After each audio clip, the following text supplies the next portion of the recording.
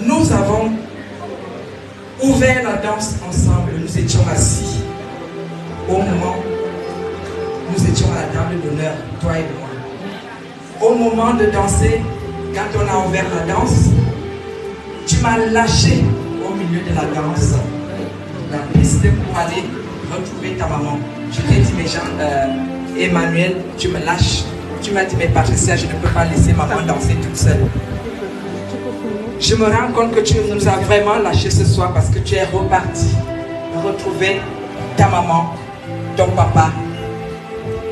J'espère que tu te portes comme il faut là-bas parce que tu nous as laissés dans ce monde des méchants, monde de la souffrance. Tout ce que je te dirai, repose en paix. Sache que on ne t'oubliera jamais. Merci. Merci Patricia, merci. On acclame Patricia, on acclame Patricia. Une autre personne, s'il vous plaît, dans la salle, aurait-il un témoignage avant qu'on fasse passer la famille? Il n'y aura personne? Il n'y a pas un courageux? Alléluia. Sylvain, le micro, mon frère. C'est ton compagnon depuis très jeune. Ils ont grandi ensemble. Ils ont grandi ensemble. Donc, c'est son frère d'une autre mère également. Merci. Bonsoir. Bonsoir. Je n'ai pas l'habitude de prendre la parole. Bon, nous sommes dans la maison de Dieu et accompagner notre frère et ami, c'est dur.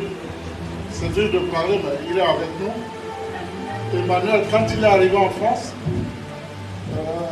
pendant sa scolarité en France, nous avons été ensemble.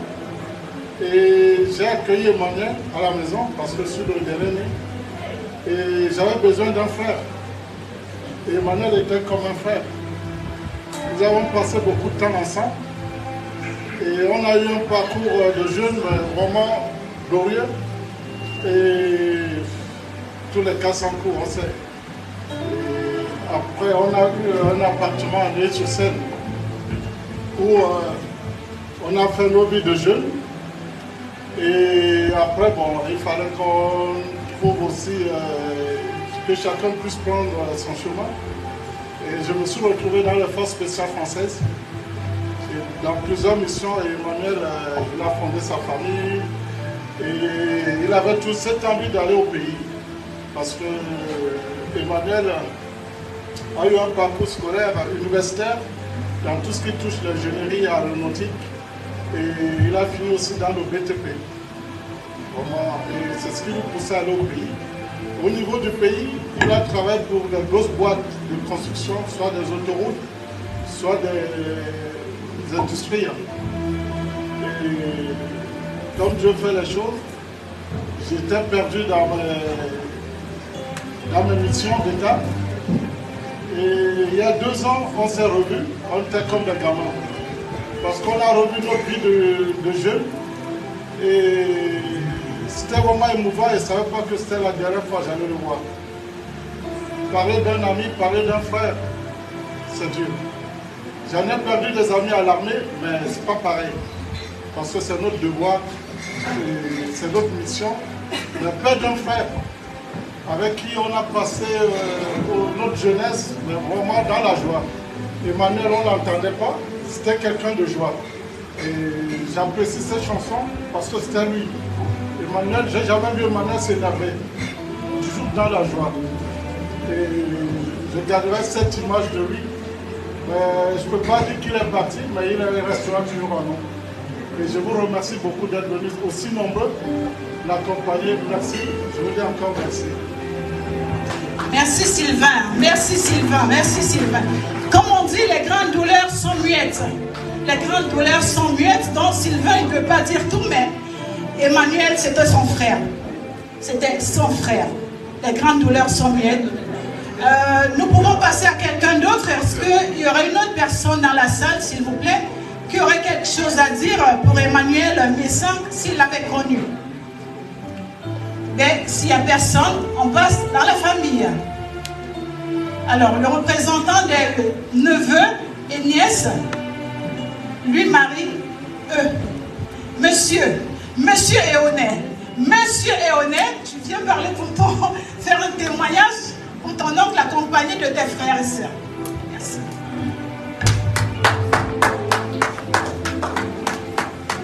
On acclame, on encourage, s'il vous plaît. Encouragement. Bonsoir.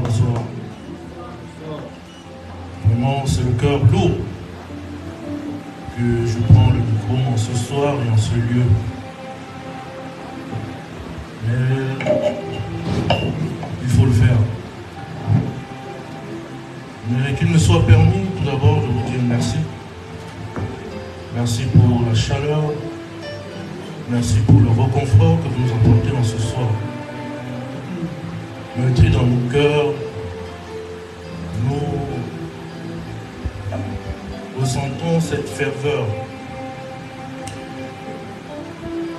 Je dois dire que nous avons encore du mal à croire. Il est difficile pour nous d'accepter le départ de notre tonton Ima.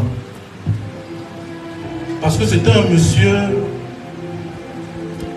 plein d'amour. C'était un ambianceur.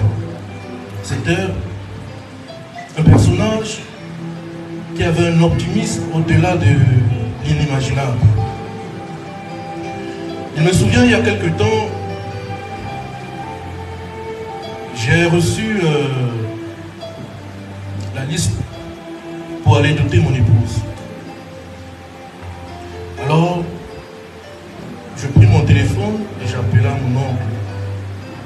Je lui dis, tonton, c'est chaud. Tonton, je ne sais pas comment on va faire. Et mon très cher oncle Emmanuel Messan, il avait cette finesse. Il savait rassurer. Il savait remobiliser. Il me disait, lui Marie, tu sais, tonton est là. Ne t'inquiète pas. Viens ici sur place, on va gérer. Alors, au-delà d'un témoignage, c'est une exhortation que nous voulons en ce soir vous faire. Soyez amour dans vos familles, dans vos communautés. Parce que ce monsieur, c'était un chef de famille comme il y en a peu. Il savait se donner, il savait se sacrifier. Tu pouvais appeler tonton Emma à n'importe quelle heure. Il répondait toujours présent. Vous pouviez avoir des différends, mais lorsqu'il fallait se lever, il était en tête. Alors nous voulons vous dire, en cette soirée, le cœur lourd, et je voudrais remercier les pasteurs qui ce soir, dans leur prédication, ont dit, choisissez où vous voulez aller. Que ces paroles impactent chacun de vous en cette soirée.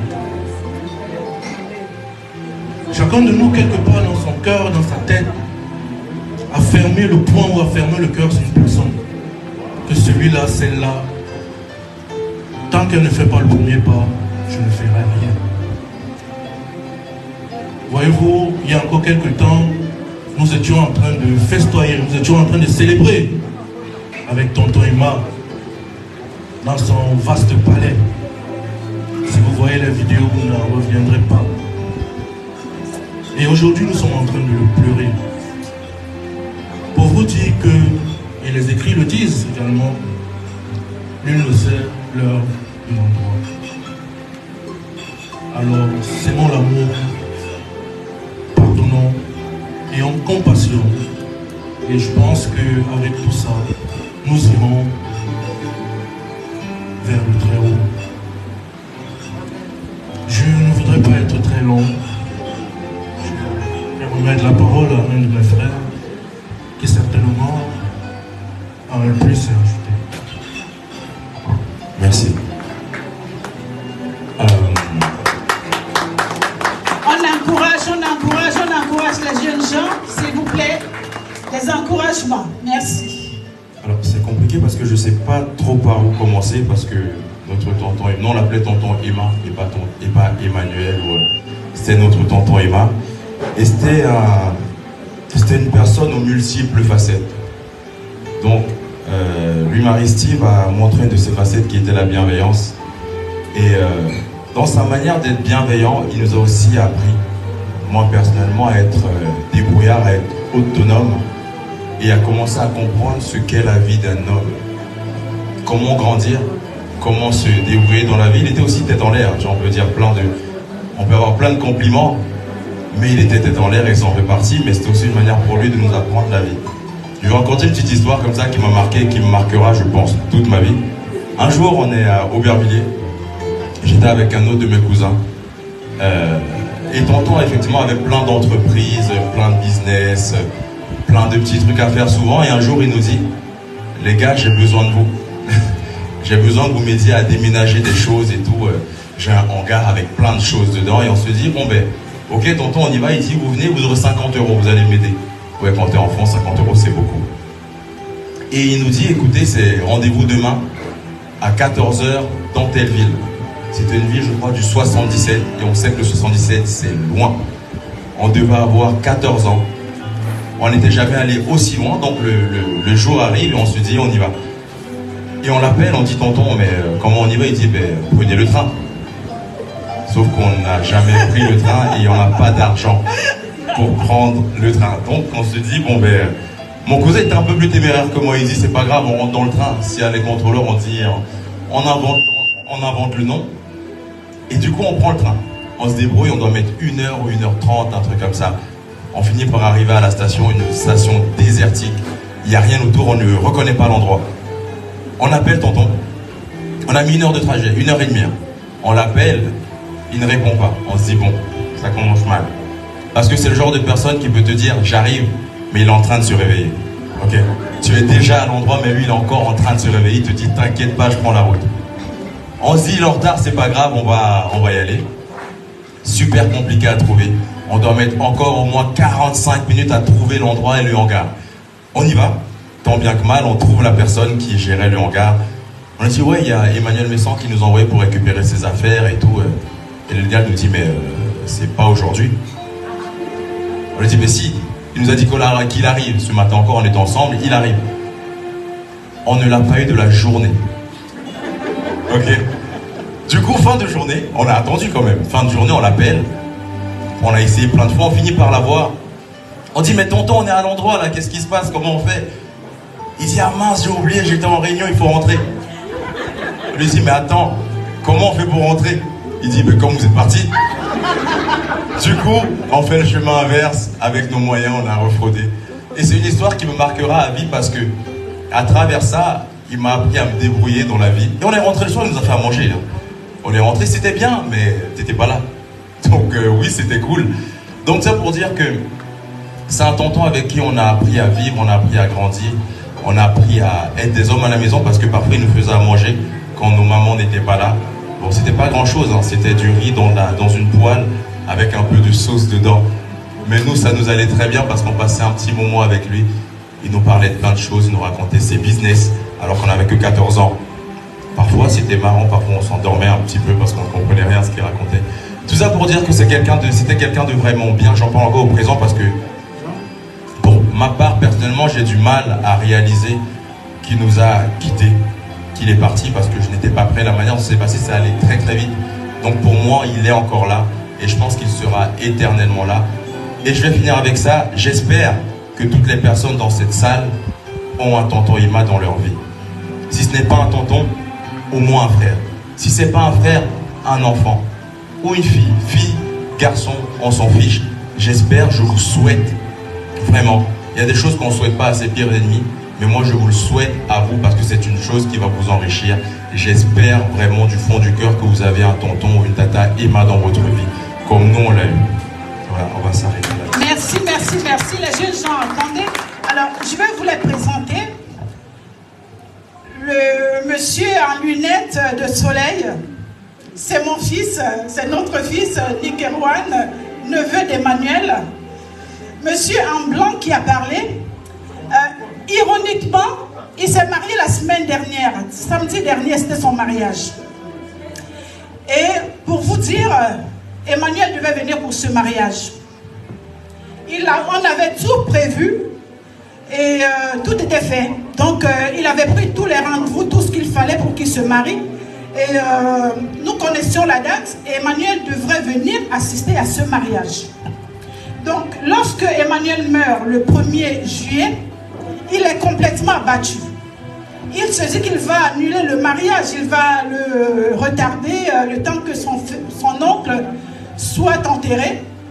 Et c'est nous qui lui avons dit non. Il est mort, tu vas faire ton mariage. Donc, ça a été compliqué pour lui, mais il a compris. Parce que même s'il remet dans 1 mois, 2 mois, il ne ramènera jamais Emmanuel. Donc, il fallait que sa vie continue. C'est un homme fraîchement marié. Donc, applaudissez pour le nouveau marié. Encouragez-le. C'est pourquoi j'ai insisté en disant Monsieur E. Alors, à sa gauche, Monsieur, toujours lui Marie, nous avons beaucoup de lui Marie chez nous. Évidemment, c'était le prénom de notre papa.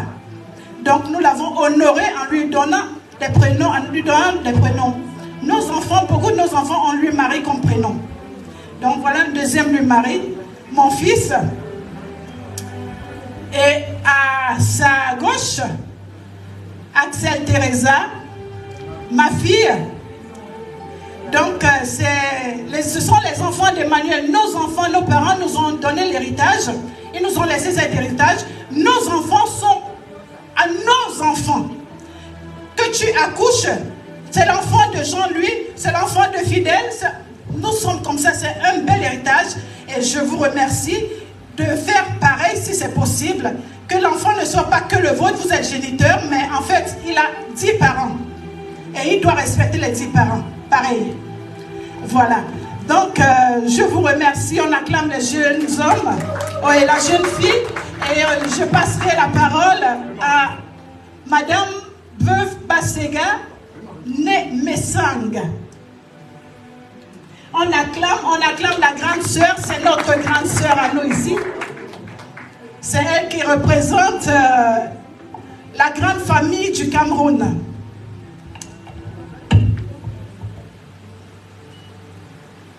Je vous salue dans le précieux nom de notre Seigneur Jésus-Christ.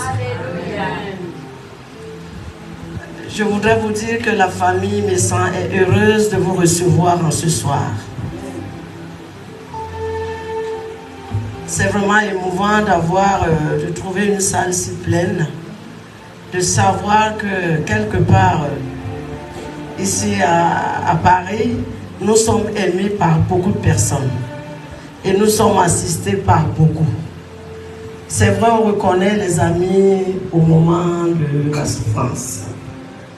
Je suis vraiment très très contente de savoir que on a un amour aussi grand à Paris. Comme disait ma jeune sœur, je suis l'aînée de toute la famille ici présente. Moi, je vis au Cameroun. Je suis venue passer quelques semaines ici. Et malheureusement, le décès de mon frère me trouve ici à Paris. Quand je quitte ou quand nous quittons le Cameroun, ma soeur et moi, c'est notre frère Emmanuel qui est venu nous accompagner à l'aéroport. Il était trop bien portant. Tel que vous le voyez sur la photo, c'est comme ça qu'il est mort. Donc vous pouvez voir, il n'y avait aucun signe de mort ou de maladie. Emmanuel était notre grand frère. Emmanuel est né le 28 novembre 1964. Le premier garçon de notre famille. Mais nous avons des grandes sœurs. Emmanuel est l'aîné des garçons. Mes parents ont tellement voulu un garçon Mes parents ont tellement désiré un garçon parce qu'ils ont commencé par des filles. Et par la grâce de Dieu, ils ont eu Emmanuel. Emmanuel était la joie de la famille. Emmanuel était le bonheur de la famille. Nous passons des moments très très douloureux de savoir que nous allons vivre désormais sans Emmanuel. C'est un peu compliqué à accepter, c'est un peu compliqué à concevoir. Comment nous allons vivre sans Emmanuel? Je venais de vous dire quand on voyage, Emmanuel est à l'aéroport. Il est resté, il nous a accompagnés jusqu'à la police. Et il nous souhaitait bon voyage.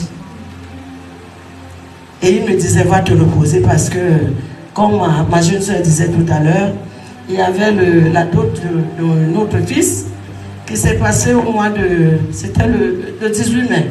Le 18 mai. Donc, on a eu un mois très très mouvementé, trop de cérémonies, trop de fêtes, trop de choses. J'étais au centre de tout organiser. Donc, j'étais vraiment très très fatiguée. Et je ne peux pas vous dire que j'ai décidé de mon voyage, non. Comme disait ma jeune soeur, ce sont tous ces enfants qui ont décidé de mon voyage. Ils ont fait tous les papiers. Ils m'ont juste dit, présente-toi à l'ambassade. Donc pendant que moi j'organise ces cérémonies, et ils sont en complicité avec leur maman qui vient avec le certificat d'hébergement. Moi je suis dans l'organisation, je ne sais pas ce qui se passe. Et c'est comme ça que juste avant les cérémonies de dot, le visa est sorti et puis il fallait que je vienne me reposer. Et Emmanuel me dit, Madame Basse, va te reposer. Malheureusement, ça n'a pas été le repos.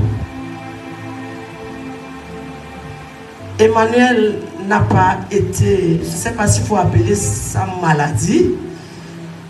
Ça a commencé comme, tu peux avoir les maux de tête, après c'est le ventre qui fait mal, après c'est le dos, après c'est le pied, et puis ça prend tout le corps en si peu de temps. En si peu de temps, ça ne va pas, on n'arrive plus à calmer les douleurs, on n'arrive plus, on dit nerf sciatique. Nerf sciatique, ça a pris les reins, ça a pris l'autre pied, ça a pris la tête, ça a pris le cou, ça a pris tout le corps. On n'arrivait plus à calmer la douleur. On n'arrivait plus. Et on se disait, comme c'est quelqu'un qui a vécu ici, là, sa résidence, dès qu'on calme les douleurs, il va prendre son avion et il viendra se faire traiter ici. Malheureusement, la douleur ne s'est pas calmée. Et Emmanuel est parti devant nous. Nous étions connectés. Le Seigneur nous a fait grâce de nous accorder des moyens pour pouvoir être connectés, même quand on est loin. Emmanuel est parti sous nos yeux, nous étions connectés, on voyait. C'était comme une blague, c'était comme... C'était pas enfin, il dormait en fait. Les médecins ont pu mettre une perfusion pour que la douleur se calme. Et puis nous, on s'est dit, oh, il va se reposer, il faut qu'il dorme. Nous aussi, on va dormir. Et on ne savait pas que ce sommeil était pour toujours. Donc cette perfusion était juste pour calmer Emmanuel et qu'il parte dans son sommeil. Et quand les médecins constatent qu'il ne se réveille pas, ils nous disent, bon, on va l'amener à la réanimation, on va essayer de le... Qu'est-ce qu'ils ont dit là? De le réveiller. De le réveiller. De le déchoquer. De le déchoquer, voilà, c'est le mot. Ils ont dit, on va déchoquer Emmanuel. Déchoquer Emmanuel, c'était son dernier soupir. Donc, nous sommes en douleur, nous sommes dans la tristesse, nous sommes perdus en fait. Parce que vivre sans Emmanuel, c'est très compliqué. Emmanuel, c'était un chef de famille, chef de notre famille. C'était notre chef. C'était notre papa. C'était notre papa. Emmanuel, c'était un bon garçon. C'était un bon frère. Comme disaient ses neveux, c'est quelqu'un qui pouvait se lever pour toi 10 000 fois. C'est quelqu'un qui pouvait te donner tout ce qu'il a dans son sac quand tu étais dans le besoin. C'est quelqu'un qui pouvait être, qui était là auprès de toi quand tu avais besoin de lui. Et c'est quelqu'un qui pouvait aller au front même quand on pensait que c'est difficile. Lui, il fonçait seulement. Nous sommes vraiment abattus. Nous sommes très très abattus. Mais nous savons que par la grâce de Dieu, nous allons tenir le coup. C'est très compliqué. Ils étaient 3 garçons. Emmanuel, né en 1000, comme je vous ai dit, 1964. Pius Noé, qui suit Emmanuel directement, 1967. Moi, je viens 1968. Et Jean-Louis Messan qui vient en 1970. Et la dernière qui clôture. Amen. Amen. Nous sommes les derniers en fait, parce qu'on a eu des grandes sœurs qui sont également parties. Il y a 2 qui sont partis. On a 2 autres qui sont là. Une famille de 10. Nous restons 6. C'est ça? 6. Donc 2 garçons en ce moment et 4 filles. Nous demandons tout simplement au Seigneur de nous accorder la grâce de pouvoir accompagner Emmanuel dans la tranquillité. Je ne sais pas s'il faut dire dans la paix, parce que nous n'avons pas de paix. Mais nous avons besoin que le Seigneur nous soutienne pour accompagner Emmanuel. C'est très dur de perdre un être cher. C'est très difficile de perdre un frère, surtout quand il y avait de l'amour. Surtout quand il y avait de l'amour. Il y avait un amour. Nous nous aimions. C'est pour cela que je dis vivre avec sans Emmanuel, je ne sais pas ce que ça va donner. Je voudrais également bénir le Seigneur pour ce qu'il a fait. Il nous a accordé la grâce de vivre avec Emmanuel, de le connaître, de la voir comme frère. C'était une grâce. Parce que Emmanuel également a impacté nos vies. Nous bénissons le Seigneur pour ces années de vie qu'il a accordées à Emmanuel. Rien n'est compliqué pour le Seigneur, rien n'est difficile pour notre Dieu. Notre Dieu est le Dieu qui est capable de tout faire. Même quand tu meurs, il peut te redonner la vie. Rien ne coûtait à notre Dieu de redonner la vie à Emmanuel. Mais il a décidé de son départ. Et tout ce que nous devons faire, nous devons juste nous incliner face à cette décision. C'est tout ce que nous devons faire. Mais ce n'est pas sa force. C'est vrai, on se dit pourquoi il est mort. Mais qui sommes-nous pour questionner le Seigneur? Qui sommes-nous pour juger le Seigneur? Nous devons juste accepter la décision de Dieu. De toute façon, sa décision a toujours été la meilleure, même si elle fait mal. Parce que lui sait pourquoi il fait, il sait pourquoi il admet, il sait pourquoi il décide. Donc, je voudrais encore vous remercier pour votre présence. Dans cette salle, les amis qui viennent du Cameroun, qui sont là, c'est un amour si grand. C'est vraiment merveilleux. Donc, ça commence ici, ça continue au Cameroun la semaine prochaine. Emmanuel sera enterré le 24 août 2024 à Plouma. Donc, sans toutefois finir de parler, je voudrais également remercier le pasteur de ce lieu, qui est l'organisatrice principale de cette soirée. La famille Messan te dit merci. Nous voulons également remercier le couple des jumelles. Amen. Nous voulons remercier également le couple des jumelles, parce que c'est le couple qui organise en fait cette soirée. Que le Seigneur vous bénisse davantage. Que le Seigneur continue à vous donner longue vie. Et nous voulons que... Non. Que le Seigneur vous bénisse. Donc, je remercie également à l'Ontongoura. L'Ontongoura, ça veut dire le groupe des femmes ambassades. Donc, je voudrais remercier l'Ontongoura pour ces cantiques, pour ce temps que vous nous aviez accordé. Que le Seigneur vous bénisse également. Que le Seigneur bénisse les amis de Jean-Louis, couple Messan et Maresta. Que le Seigneur vous bénisse et vous bénisse. Et voilà, je ne vais pas oublier Pasteur Messan, ma petite sœur. Que le Seigneur continue à utiliser ma sœur et que tu continues à tenir ce flambeau. Amen. Amen. Voilà, donc je voudrais également... Il y a un chant que notre maman aimait chanter. Donc ma mère, la grand-mère des enfants, tu te souviens?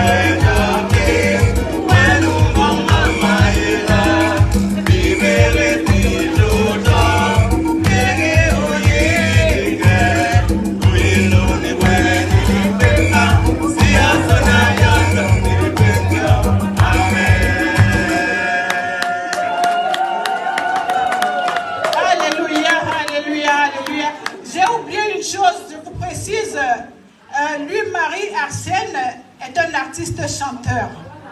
Donc lorsque vous entendez le timbre vocal, c'est un artiste chanteur. Voilà. Donc, si tu es ambassadeur,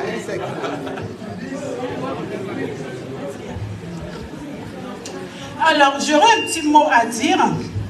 Alléluia. Je me présente, en fait, vous me voyez, Thérèse Messan.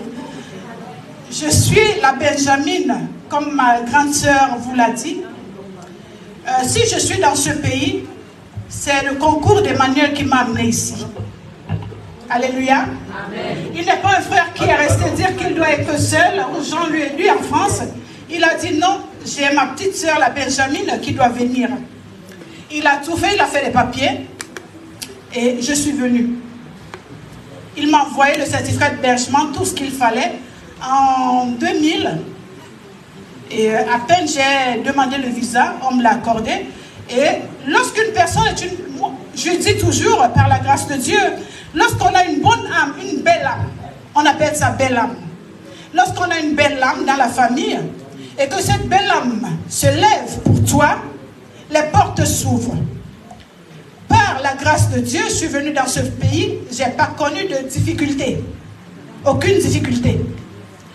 Et c'est ainsi que le Seigneur a permis que je puisse faire entrer mon fils aîné que j'avais eu au Cameroun, qui est là. Et par la suite, tous les autres sont arrivés. Alléluia. Amen. Donc je suis une œuvre d'Emmanuel quelque part. Alléluia. Amen. Et ça ne peut pas s'oublier. Ça ne pourra jamais s'oublier.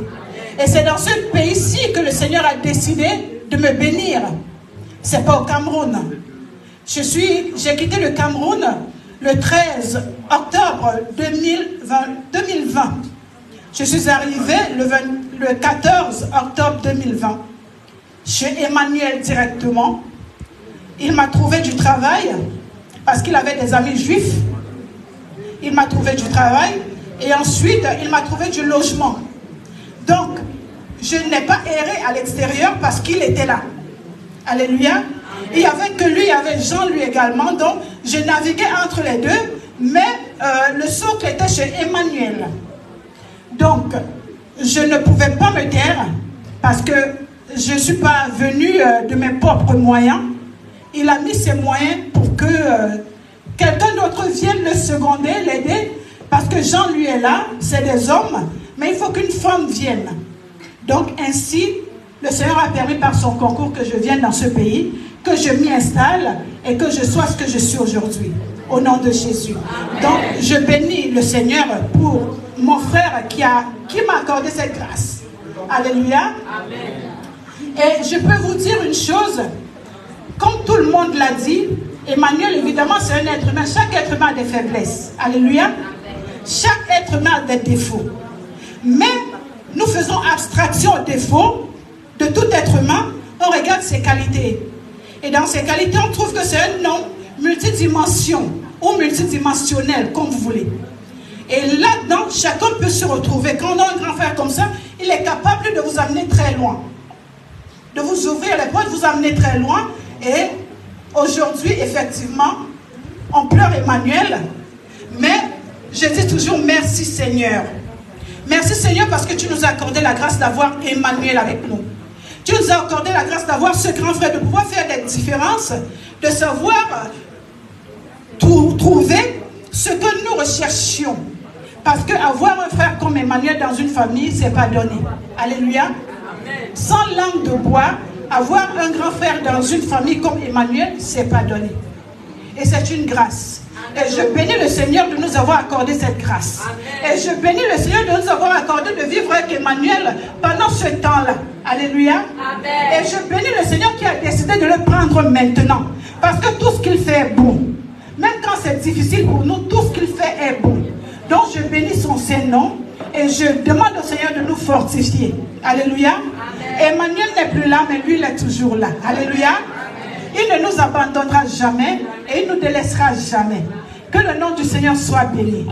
Alors, je vais passer la parole au chef de la famille de l'Europe, qui est Monsieur Messang Jean-Louis. Alléluia. Cher Jean-Louis Messang, merci de prendre la parole. Alléluia.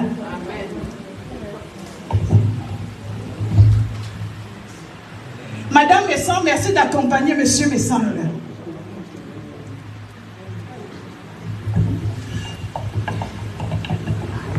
Bonsoir. Bonsoir.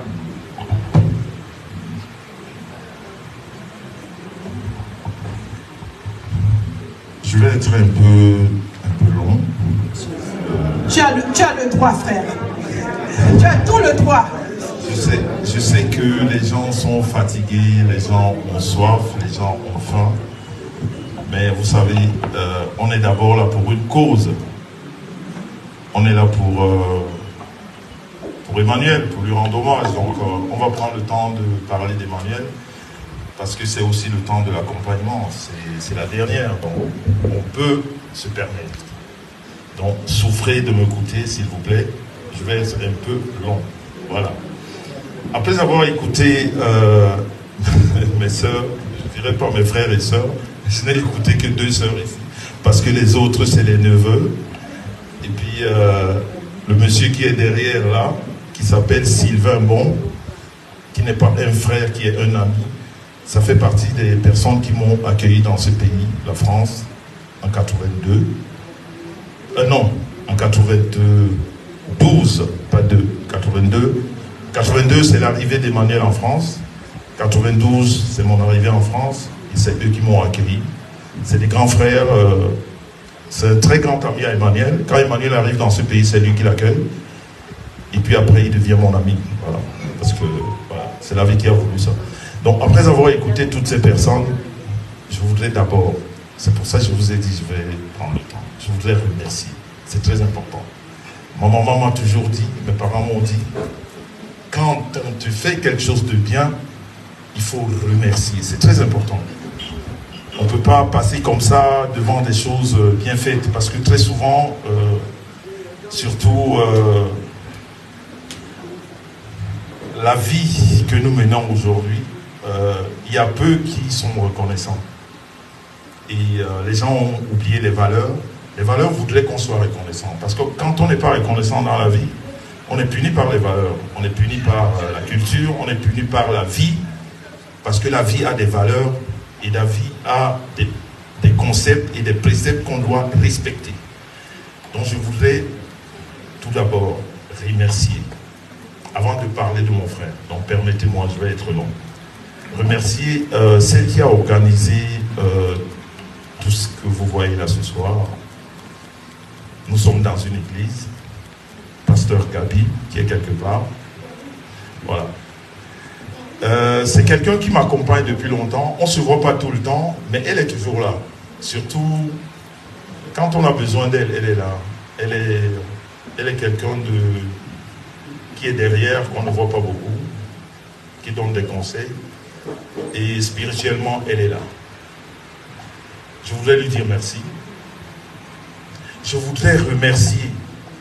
Et c'est quelque chose qu'on me reproche très souvent. Vous savez, dans la vie, quand vous êtes accompagné des femmes, quand vous avez des femmes comme rocher, quand vous avez des femmes comme support, vous ne tapez jamais poteau. Quand vous avez des femmes comme alliées, vous trouvez toujours des solutions. Et puis vous faites de bonnes choses. Parce que de toute façon, il n'y a rien de plus bon qu'une femme. Je veux dire dans tous les sens. Bon, voilà.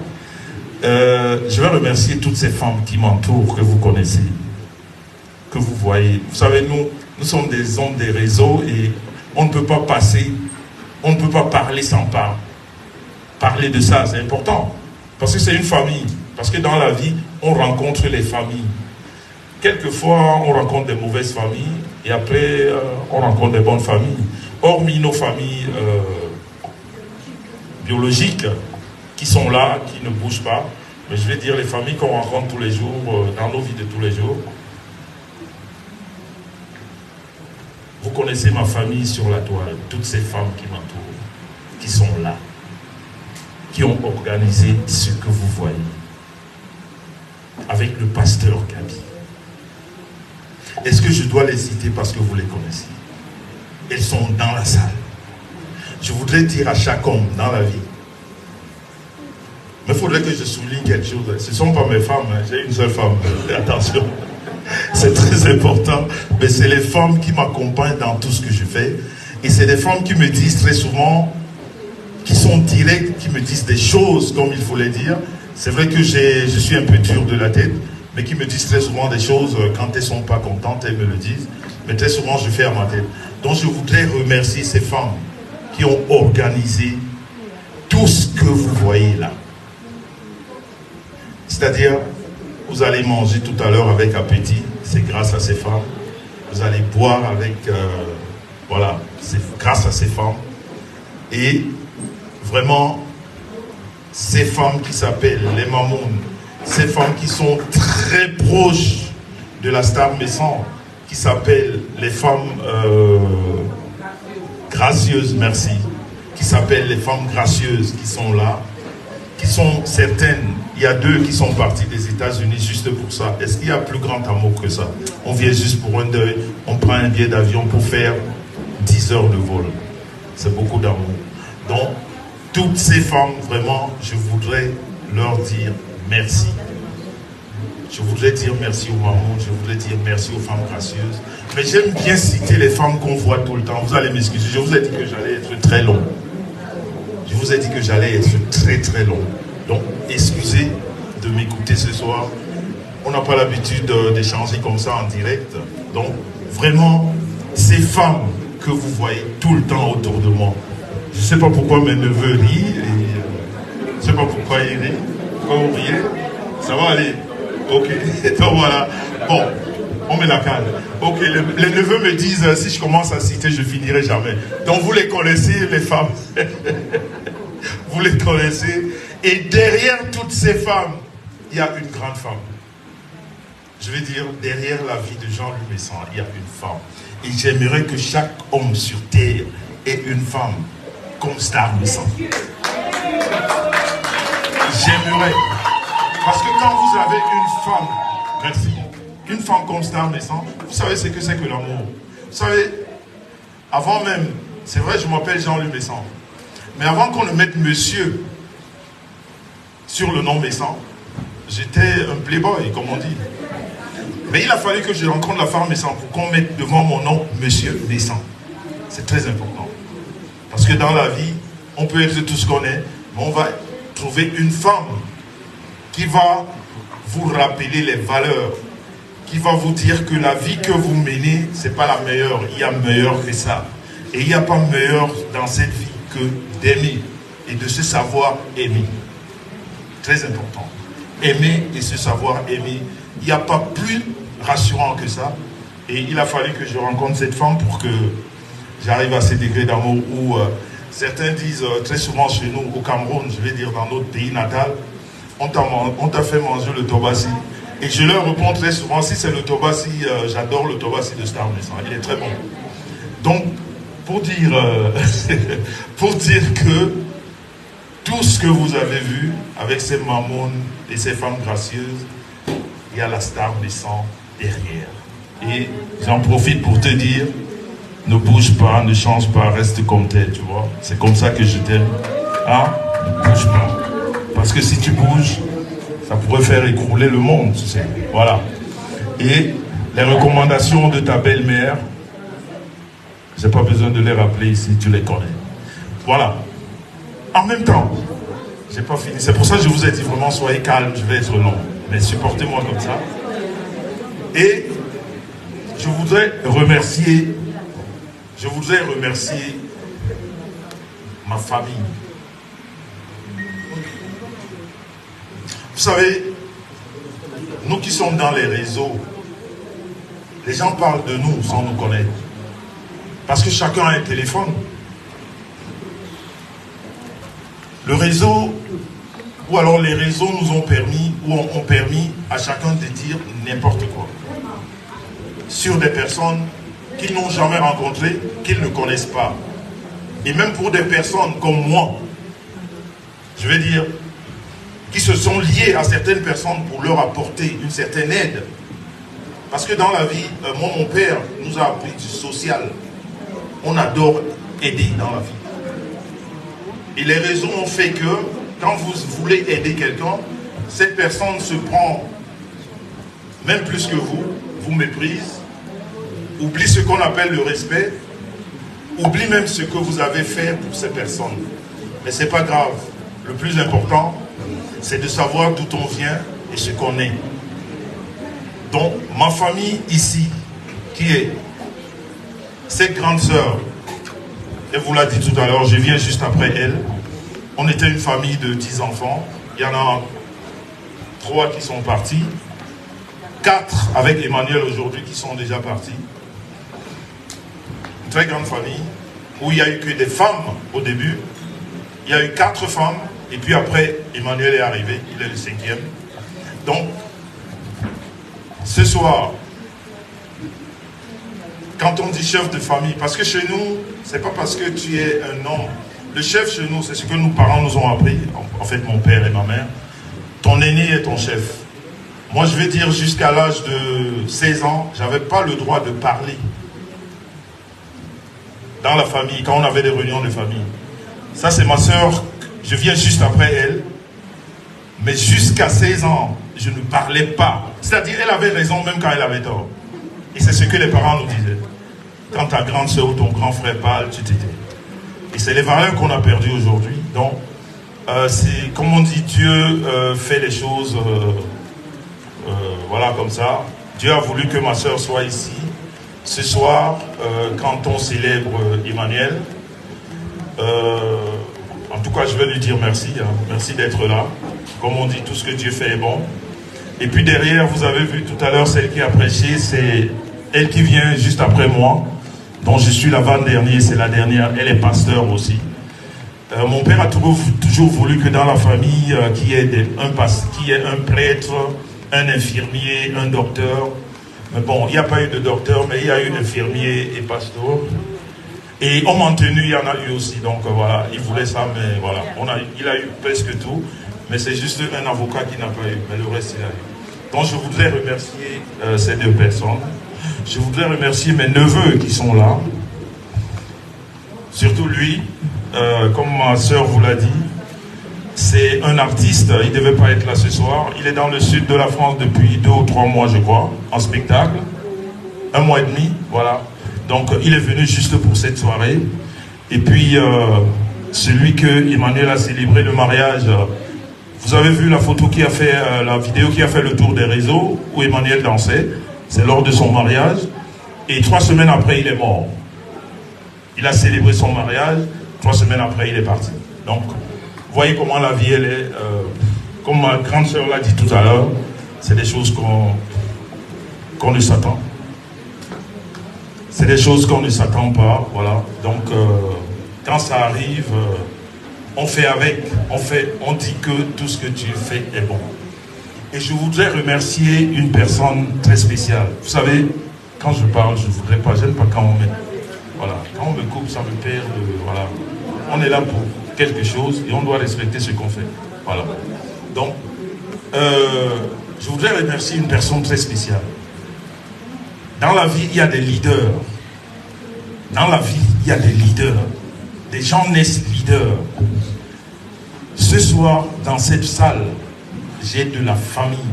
Une famille que j'ai retrouvée grâce à un homme. Grâce à un homme qui s'appelle Étienne le jeune Gom Gom. Il y en a qui ne le connaissent pas, mais c'est le King du Ndap Bikoko. Et ça fait partie de la famille qui m'encadre depuis que j'ai reçu ce mauvais vent dans la famille. Et cette famille est valablement représentée ici ce soir par celui qu'on appelle le doyen Ibot, qui est là, qui est un collègue à moi, on s'appelle les Dames d'Ab, qui est là. Merci d'être venu. Merci beaucoup. Cette famille qui est représentée par un autre Dame d'Ab qui est là, Madame Bissek, un collègue. Ça veut dire ces personnes qui encadrent le roi Étienne le jeune Gom Gom. Et puis il y a un adjoint du roi qui est quelque part là, qui est Monsieur Bo, voilà. Qui est un adjoint du roi. Donc ce soir, le Ndap Bikoko est valablement représenté. Ça, c'est l'adjoint du chef, monsieur Bo, qui est là avec nous. Sans oublier mon autre famille. Et ça fait partie des grands hommes. Ça fait partie des grands hommes. C'est pour ça que je vous ai dit.